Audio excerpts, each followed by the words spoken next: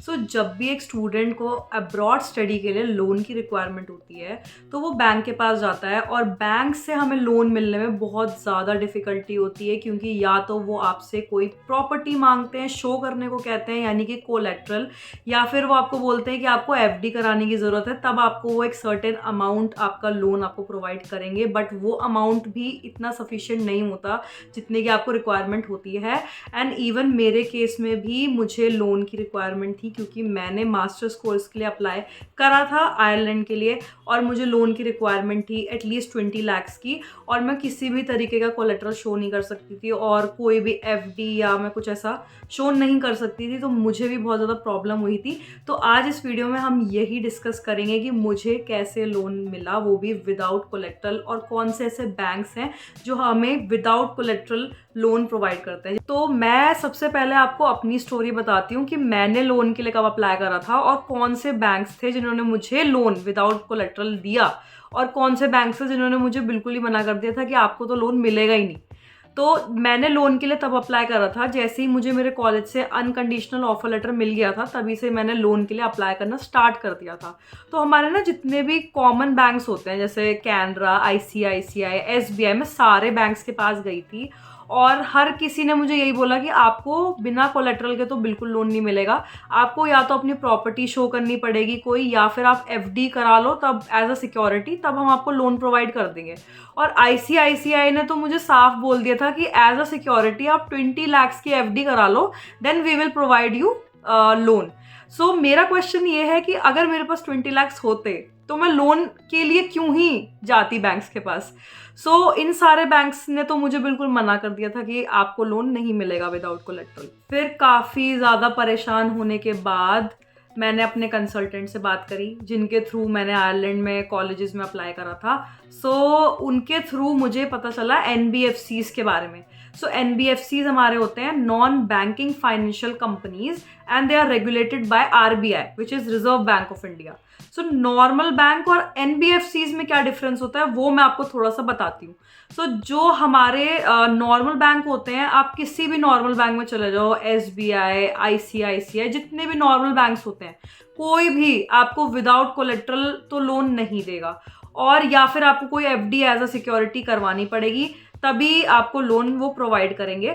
But जो NBFCs होते हैं ना, वो आपको विदाउट कोलेट्रल बेसिस पे लोन प्रोवाइड करते हैं। किसी भी तरीके की आपको एफडी कराने की ज़रूरत नहीं है, प्रॉपर्टी दिखाने की ज़रूरत नहीं है। ये सबसे पहला डिफरेंस है इन दोनों बैंक्स में।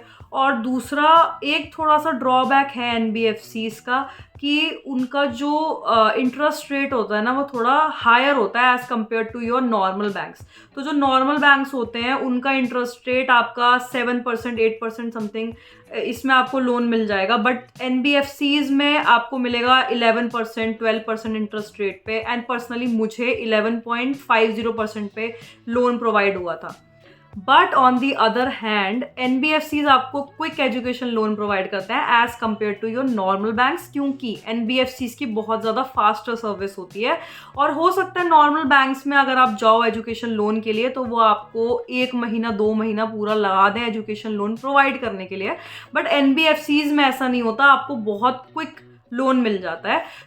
एनबीएफसीज के अंडर जो बैंक्स आते हैं उनके नाम मैं आपको बताती हूँ। इसमें आते हैं IDFC, Avanse financial services, Auxilo, HDFC, Credila. मेरे कंसल्टेंट ने 3 बैंक्स में अप्लाई किया था, HDFC, Credila, IDFC and Avanse financial services. 3rd of April को मेरा जो लोन प्रोसीजर था वो स्टार्ट हो गया था, and on the same day मुझे तीनों बैंक से कॉल आ गए थे। अब प्रोसीजर को स्टार्ट करने के लिए इन बैंक्स ने मुझसे ना कुछ डॉक्यूमेंट्स मांगे थे, जो मैं आपको अब बताने वाली हूँ कि वो कौन से डॉक्यूमेंट्स थे जो हमें लोन लेने के लिए प्रोवाइड करने रहते हैं बैंक्स को। यहाँ पे जो डॉक्यूमेंट्स उन्होंने मांगे थे वो मेरे और मेरे फादर के लगे थे, और यहाँ मैं आपको बताना चाहती हूँ कि मेरे फादर के ही डॉक्यूमेंट्स क्यों मैंने प्रोवाइड करे। लोन के लिए एक्चुअली मैंने अपने फादर को को एप्लीकेंट बनाया था। Here co applicant is required to get the loan, and co applicant कोई भी हो सकता है, बट ब्लड रिलेशन में होना चाहिए, जैसे आपके फादर, मदर, सिबलिंग, या फिर कज़न भी हो सकता है, जैसे फादर की साइड के या मदर की साइड के, बट जितने ज़्यादा क्लोज हों आपके फादर मदर ही हो तो और भी ज़्यादा अच्छा रहता है, और भी आपकी ज़्यादा फाइल जो है ना स्ट्रांग हो जाती है। और मेक श्योर कि जिसको भी आप को एप्लीकेंट बना रहे हो उनका फाइनेंशियल बैकग्राउंड स्ट्रांग होना चाहिए, एंड उनका 2 ईयर का ITR फाइल ज़रूर होनी चाहिए। इसके बिना आपको लोन नहीं मिलेगा। लोन के लिए सबसे पहला डॉक्यूमेंट ही वो आपसे ये मांगते हैं कि जिसको भी आपने को एप्लीकेंट बनाया है उसका 2 साल का ITR वो आपको शो करना ही पड़ता है। तो अब मैं आपको जल्दी से बता देती हूँ कि कौन से डॉक्यूमेंट्स हमें प्रोवाइड करने रहते हैं। तो सबसे पहला, आपकी जितनी भी मार्कशीट्स हैं वो आपको उनको प्रोवाइड करनी है। मार्कशीट्स में जैसे आपकी 10th की मार्कशीट, 12th एंड जो आपने डिग्री करी है, जो आपने ग्रेजुएशन करी है वो, उसी के साथ साथ degree certificate and IELTS score card भी आपको शो करना रहता है। आइल्स स्कोर कार्ड बेसिकली जो आपने आइल्स का एग्जाम दिया है तो उसकी जो मार्कशीट होती है वो, देन पासपोर्ट, आधार कार्ड, पैन कार्ड और आपकी पासपोर्ट साइज फोटो। देन उसके बाद फादर के जो डॉक्यूमेंट्स आपको शो करने हैं सेम उनका भी Aadhaar card, PAN card, passport size photo, 2 years का ITR जो बहुत ही ज़्यादा इंपॉर्टेंट रहता है जो मैंने आपको भी बताया, और 6 मंथ्स के एटलीस्ट वो बैंक स्टेटमेंट मांगेंगे आपके फादर के, इलेक्ट्रिसिटी बिल, और या फिर आप वाईफाई बिल भी शो कर सकते हो। तो हमारे केस में ऐसा था कि इलेक्ट्रिसिटी बिल में हमारा थोड़ा इशू था तो वो मैं शो नहीं कर सकती थी, तो उसकी जगह मैंने वाईफाई बिल उनको शो किया था। Then office GST registration certificate आपको एज अ प्रूफ प्रोवाइड करना पड़ेगा। तो मेरे केस में मैंने अपने फादर का बिजनेस शो करा था तो उसके लिए ये डॉक्यूमेंट की रिक्वायरमेंट थी। एंड एट लास्ट आपके 2 रेफरेंस, रेफरेंस में मतलब जो भी आपके नेबर हैं, तो कोई भी 2 नेबर के आपको name, address and pin code ये भी आपको उनको प्रोवाइड करना रहेगा।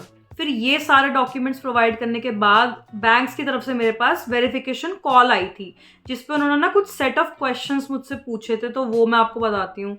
So for the verification purpose सबसे पहले उन्होंने मेरा एड्रेस पूछा, मेरे फादर का नेम, उनका mobile number, email address, grand mother का नेम और मेरी मदर का नेम, फादर और मदर की ऑक्यूपेशन, फादर मेरे वर्किंग है कि नहीं, और अगर हैं तो वो जॉब करते हैं या उनका खुद का बिजनेस है, और बिजनेस है तो ऑफिस एड्रेस उनका, और मैं भी जॉब करती थी तो मेरा वर्क एक्सपीरियंस, कौन सी कंपनी में मैंने काम किया है, मेरा डेजिग्नेशन क्या था, सैलरी क्या थी, और 10th 12th और जो मेरी ग्रेजुएशन है उसकी पासिंग ईयर और परसेंटेज मेरी कितनी आई थी, कौन से कॉलेज में मैंने अप्लाई करा है और कौन से कोर्स में मैंने अप्लाई करा है, और मेरी फादर की पर एनम इनकम कितनी है, और हमारा जो घर है वो सेल्फ ओन्ड है या फिर कहीं हम रेंट पे रह रहे हैं, और एट लास्ट इलेक्ट्रिसिटी बिल या वाईफाई बिल किसके नाम पर है। तो ये कुछ सेट ऑफ क्वेश्चंस उन्होंने मुझसे पूछे थे। एंड इसके बाद वो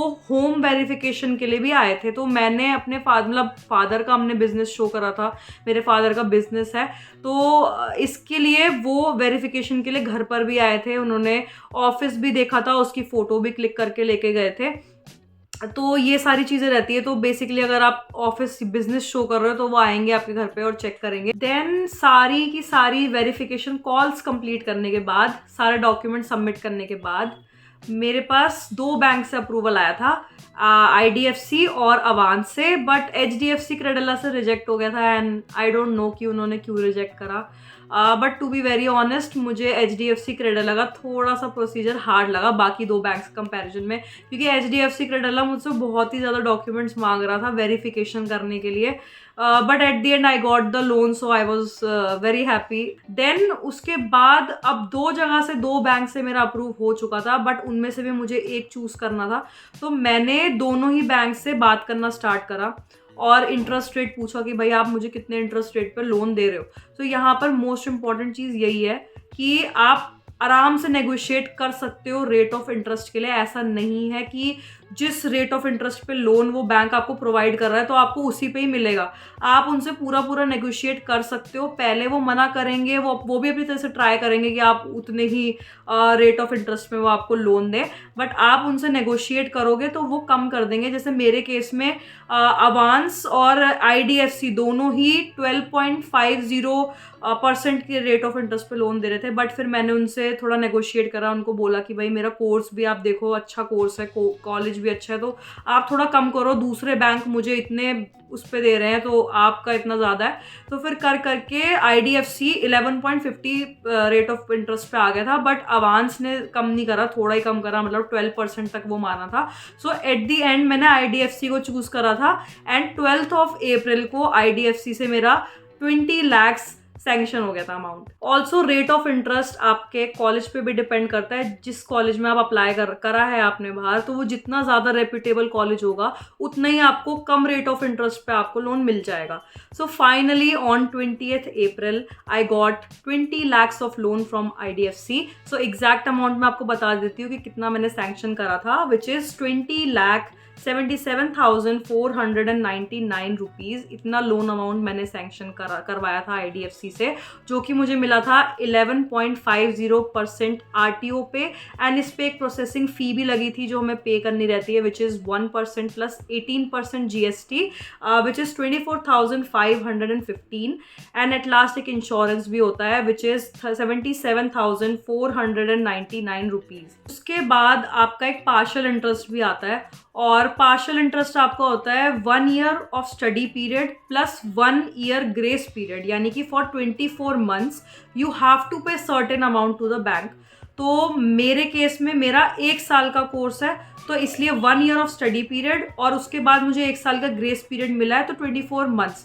सो मैं 24 months तक 5,000 रुपीज़ जो है बैंक को पे करती हूँ, और आपको उसी दिन से पे करना होता है जिस दिन से आपने लोन अमाउंट को डिसबर्स करवा लिया है। सो यहाँ थोड़ा सा ना मैं एक चीज़ आपको क्लियर करना चाहती हूँ कि आपका एक होता है सैंक्शनड अमाउंट और एक होता है आपका डिसबर्स्ड अमाउंट। दोनों में ये डिफरेंस है कि सैंक्शन अमाउंट तो आपका ये होता है कि जितना एक सर्टेन अमाउंट आपने बैंक से सैंक्शन करवा लिया, जैसे मुझे 20 lakhs की रिक्वायरमेंट थी, वो मैंने सैंक्शन करा लिया, वो बैंक ने अप्रूव कर दिया कि मुझे इतना लोन मिल जाएगा।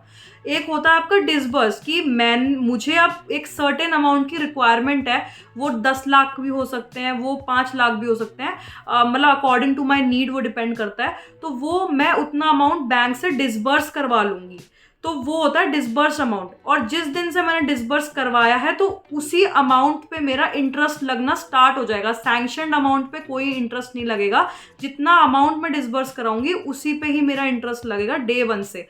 तो यहाँ पर भी आपको पार्शियल इंटरेस्ट उसी दिन से आपको पे करना स्टार्ट कर देना होता है जिस दिन से आपने अमाउंट डिसबर्स करवाया है। तो मैं 5,000 पर मंथ बैंक को पे कर रही हूँ, और इसका पर्पस बस यही होता है कि एट द एंड जो भी आपका टोटल इंटरेस्ट जैसे बना, तो उसका कुछ बर्डन रिड्यूस करने के लिए। तो आज से ही अगर आप कुछ अमाउंट बैंक को थोड़ा थोड़ा कर पे कर दोगे, तो एट दी एंड जो भी आपका टोटल इंटरेस्ट बनेगा उसमें कुछ अमाउंट आपका रिड्यूस हो जाएगा, तो आप पे ज़्यादा बर्डन नहीं आएगा। सो बस ये आपका पार्शियल इंटरेस्ट का जो है पर्पस होता है। नाउ मुझे कॉलेज की ट्यूशन फीस पे करनी थी और उसके लिए मुझे अमाउंट डिसबर्स करवाना था बैंक से। तो यहाँ पर भी ना एक डिसबर्समेंट का छोटा सा प्रोसीजर होता है और 2-4 डॉक्यूमेंट्स हमें जमा करने रहते हैं बैंक को। तो पर्सनली मैं तो उनके ऑफिस ही गई थी और वहाँ जाकर मैंने आगे का प्रोसीजर किया था, क्योंकि वैसे बैंक से वो घर पर भी आ सकते थे, बट मैंने ऑफिस जाना सही समझा just for the safety purpose, because we don't know कि हमारे घर पर कौन बंदा आ रहा है वेरिफिकेशन के लिए और वो सब। तो मैं उनके ऑफिस गई थी, एंड देन उसके बाद उन्होंने कुछ टर्म्स एंड कंडीशंस पे एग्रीमेंट पे मेरे और मेरे फादर के सिग्नेचर लिए थे, और कुछ डॉक्यूमेंट्स भी लिए थे जिसमें मेरे और मेरे फादर की 2 पासपोर्ट साइज फ़ोटो ली थी, लेटेस्ट मंथ का इलेक्ट्रिसिटी बिल लिया था, एंड मेरी 6 मंथ्स की सैलरी स्लिप, एंड मेरे फादर का बिजनेस प्रूफ भी उनको चाहिए था। तो उसके लिए उन्होंने GST इनवॉइस, जितने भी ऑर्डर रिसिप्ट्स हैं, GST इनवॉइस हैं, वो उन्होंने लिया था। और फिर मेरे फादर के फ़ोन में IDFC का ही ऐप है वो इंस्टॉल करा था और उन्होंने अकाउंट ओपन करा था। Then within 2 to 3 days जो मेरा अमाउंट था वो डिसबर्स हो गया था, मेरे अकाउंट में आ गया था, यानी कि 25 अप्रैल को लोन अमाउंट जो था मेरा डिसबर्स हो गया था। बट यहाँ पर भी बैंक वालों ने थोड़ा सा इशू क्रिएट किया। उनका ये कहना था कि जब तक मेरा वीज़ा नहीं लगेगा जब तक वो मुझे अमाउंट डिसबर्स करके ही नहीं देंगे, जो कि थोड़ी सी मुझे इलॉजिकल चीज़ लगी, क्योंकि जब हमारा अनकंडीशनल ऑफर लेटर किसी भी कॉलेज से आता है तो हमारे पास एक लिमिटेड टाइम फ्रेम होता है, और उसी लिमिटेड टाइम फ्रेम में हमें ट्यूशन फीस पे करनी रहती है। और अगर हम नहीं कर पाते हैं तो हमारी जो एप्लीकेशन है वो रिजेक्ट हो जाती है। तो यही चीज़ मैं बैंक वालों को समझाने की कोशिश कर रही थी, बट वो मान नहीं रहे थे। लेकिन एट दी एंड जो मेरे कंसल्टेंट हैं उन्होंने उनसे बात करी थी और फिर 25 अप्रैल को लोन अमाउंट मेरा डिसबर्स हो गया था। एंड देन उसके बाद मैंने 50% of my tuition fee college को पे करी थी। और इसका रीज़न भी ये था क्योंकि जैसे मैंने आपको बताया कि जितना अमाउंट हम डिसबर्स करते हैं उसी पे इंटरेस्ट लगता है, तो वो इंटरेस्ट को थोड़ा बचाने के लिए मैंने 50% ही अपने ट्यूशन फ़ी का डिसबर्स करवाया था बैंक से, और उतना ही मैंने पे करा। क्योंकि स्टार्टिंग में 50% भी अगर आप कॉलेज को फ़ी पे कर देते हो तो आपकी सीट बुक हो जाती है। देन जब आपका वीज़ा लगने वाला होता है तो उस टाइम पर आप बाकी की जो रिमेनिंग फ़ीस है वो पे कर सकते हो। तो मैंने भी बाकी का जो रिमेनिंग अमाउंट था ट्यूशन फीस का वो मैंने तभी पे करा था कॉलेज को जब मेरा वीज़ा लगने वाला था, तो उससे 1 हफ्ते पहले ही मैंने पे करा था। क्योंकि हमें डॉक्यूमेंट सारे शो करने रहते हैं वीज़ा के टाइम पे, तो आपकी पूरी पेमेंट हुई है कि नहीं कॉलेज को, तो वो सब कुछ आपको शो करना रहता है। तो इसलिए मैंने 1 हफ्ते पहले ही पे करा था। बाकी आपकी चॉइस है, अगर आप चाहो तो पूरा अमाउंट भी डिसबर्स करवा सकते हो, बट आपका फिर डे 1 से ही उस पर इंटरेस्ट लगना स्टार्ट हो जाएगा। सो एट लास्ट बस मैं आपको कुछ प्रो टिप्स देना चाहती हूँ जो बहुत ज़्यादा इंपॉर्टेंट है। तो सबसे पहला प्रो टिप है कि जो भी को एप्लीकेंट आप चूज़ कर रहे हो वो अच्छे से चूज़ करना, और फादर मदर में से ही हो तो और भी अच्छा है, और भी आपकी ज़्यादा फाइल स्ट्रांग हो जाएगी, और उनका फाइनेंशियल बैकग्राउंड अच्छा हो। और सबसे इम्पॉर्टेंट चीज़ 2 साल का ITR ज़रूर फाइल हो उस को एप्लीकेंट का, क्योंकि ये एक ऐसा डॉक्यूमेंट है जिसके बिना आपका लोन प्रोसीजर आगे ही नहीं बढ़ेगा, इसके बिना आपको लोन मिलेगा ही नहीं। तो 2 साल का एटलीस्ट ITR ज़रूर होना चाहिए को एप्लीकेंट का। और नेक्स्ट प्रो टिप है कि नेगोशिएट ज़रूर करना बैंक से रेट ऑफ इंटरेस्ट के लिए, क्योंकि स्टार्टिंग में बैंक आपको बहुत ज़्यादा रेट ऑफ इंटरेस्ट पे बोलेंगी कि आप लोन ले लो, बट ये आपको उनसे बात करनी पड़ेगी, अच्छे से नेगोशिएट करना पड़ेगा रेट ऑफ इंटरेस्ट के लिए, और फिर एट दी एंड वो कम भी कर देते हैं बैंक्स रेट ऑफ इंटरेस्ट आपका। और लास्ट प्रो टिप है कि देखो स्मूथली कोई भी प्रोसीजर नहीं चलता। मैं अपने पर्सनल एक्सपीरियंस से आपको बता रही हूँ कि जैसे बैंक्स भी होते हैं ना, तो थ्रू आउट प्रोसीजर ऐसा स्मूथली नहीं चलेगा, कहीं ना कहीं वो कुछ ना कुछ इशू ज़रूर क्रिएट करेंगे। जैसे आपका अमाउंट डिसबर्स करने में डिले कर देंगे या कुछ भी चीज़ों में इशू ज़रूर क्रिएट करेंगे। तो यहाँ आपको हर पॉइंट पे अर्जेंसी ज़रूर क्रिएट करके रखनी है, वरना अगर आप कंप्लीटली बैंक्स पे रिलाय हो जाओगे तो वो डिले भी कर सकते हैं और उससे आपको ही परेशानी होगी। तो अर्जेंसी ज़रूर क्रिएट करना कि मुझे ये अमाउंट डिसबर्स करना है, आप प्लीज़ मुझे जल्दी करके दो, और बार बार फॉलोअप्स उनसे ज़रूर लेना। ये नहीं कि एक ही बार कॉल कर दिया और बस आप उनका वेट कर रहे हो कि हाँ यार अब वो डिसबर्स कर देंगे, तो बार बार फॉलोअप ज़रूर लेना उनसे। सो ये था मेरा इंटायर प्रोसीजर, मेरे सारे स्ट्रगल्स जो भी थ्रू आउट मैंने फेस करे, एंड इम्पॉसिबल चीज़ पॉसिबल हुई। सो आप भी कभी होप मत छोड़ना, क्योंकि एक पॉइंट पे मुझे बिल्कुल भी मतलब पॉसिबल नहीं लग रहा था कि मुझे लोन मिलेगा कि नहीं, but at the end I got 20 lakhs loan from the bank. So आपको भी लोन मिल जाएगा। And still if you have any doubts, any queries, so आप मुझे कमेंट सेक्शन में लिख के दे सकते हो और मैं उसका आंसर ज़रूर करूँगी। सो इस वीडियो को यहीं एंड करते हैं, and please like, share and subscribe to my channel, and I will see you next time. Bye bye.